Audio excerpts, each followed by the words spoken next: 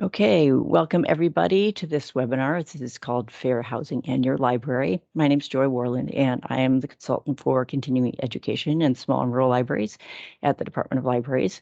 And as we have done previous years, we are partnering with the Fair Housing Project of the Champlain Valley Office of Economic Opportunity to commemorate April, which is Fair Housing Month, and encourage libraries to do programming and share resources about that. So we have some education and art events planned that you'll hear about later in the webinar, and some examples from panelists from Vermont libraries who have done very interesting things around this topic in the past. So for this next hour, we're basically going to focus on how public libraries can contribute to this topic through programming, sharing of resources, cultivating a welcoming, safe space in their buildings.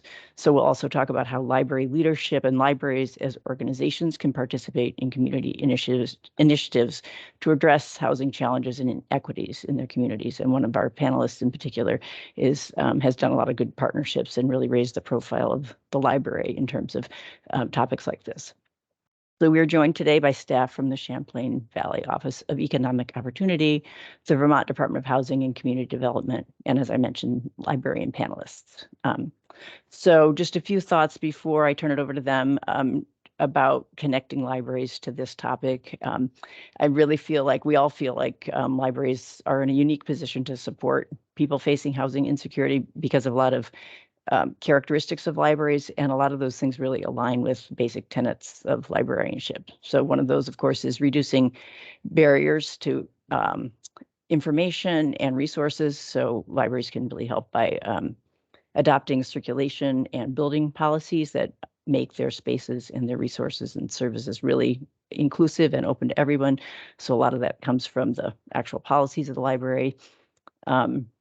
And they can also help raise awareness about other social justice topics through their collections, of course, their bulletin boards, their programming, and they can share resources about the organizations like the ones we're partnering with today. And there's actually going to be an example of a really concrete way that libraries can help with that from one of our guests, Jamie, later on. So the last thing I want to mention along that line is just that libraries are trusted institutions for community conversations, for bringing people together, especially around difficult topics sometimes. So hosting a book discussion that's about something that might be somewhat controversial is something that libraries have the tools to do. They have the trust in the community to do something like that. So they can also just be leaders in that way. So that's just to sort of put it in the context of libraries. And I'm going to turn it over to people who know much more about fair housing than I do. So thank you all for being here.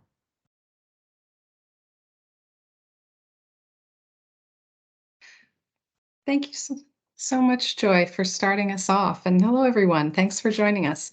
I'm Jess Hyman with the Fair Housing Project of CVOEO, here today with Corinne Yantz, also from the Fair Housing Project.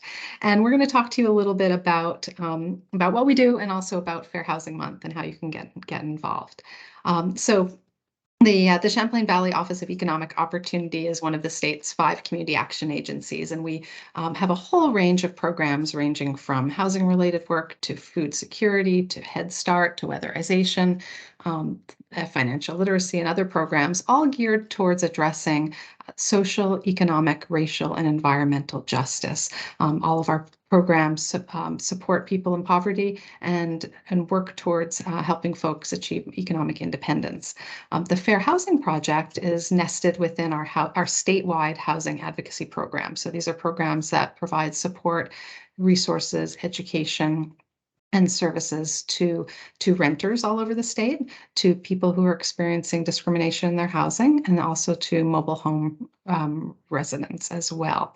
And so one of the things that we at the Fair Housing Project really love to do each year is to celebrate Fair Housing Month. And so Fair Housing Month, which is celebrated in April, marks the passage of the Fair Housing Act in 1968. And so that is when the federal government put these amazing rules into the books, making it illegal to treat people unfairly, to discriminate them in their housing based on who they are, based on the color of their skin, their sex, the fact they might have children, disability, and a whole range of other factors. And different states have, over the years, have added other protected classes. And here in Vermont, we have added other protections for folks, including excuse me, marital status and sexual orientation and gender identity, also receipt of public assistance, which includes things like housing choice vouchers, 3 Squares Vermont, Reach Up, and other types of public assistance,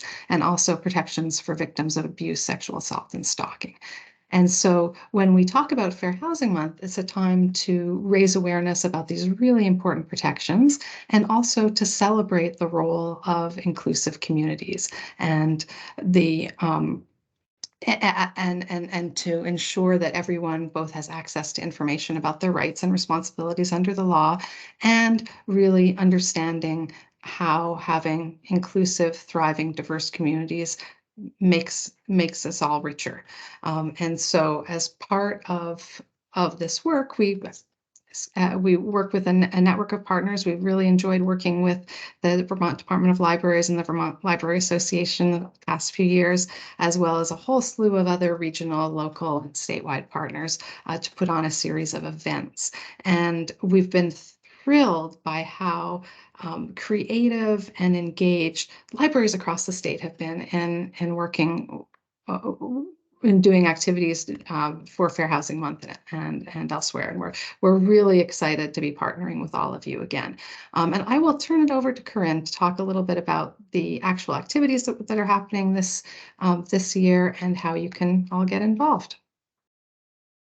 Thanks, Jess. And hi, I'm Corinne. I'm also from the Fair Housing Project. And I'll be just sharing a few different ways that you all are invited to consider participating in Fair Housing Month. But I want to preface this by saying that these are some of the ways that we've facilitated these activities or helped facilitate these activities. If you have something else that comes to mind, and maybe you're looking for some support or some brainstorming, or you want to get connected to a housing organization in your area, please reach out. We love all the kind of creative ways that people decide to talk about fair and inclusive housing in their community. And we recognize that we don't have all the solutions. There are a lot of different ways that people can engage. I'm just going to start by sharing the website that we have together, because it's kind of a nice visual tool when we're thinking about different ways to participate in Fair Housing Month.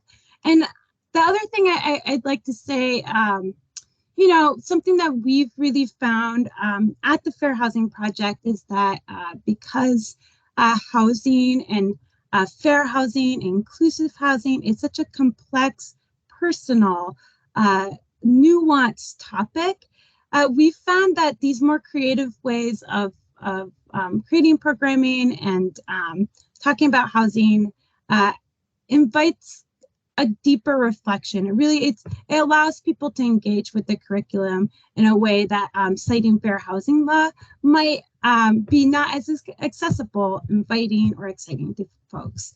And so you can see our fair housing website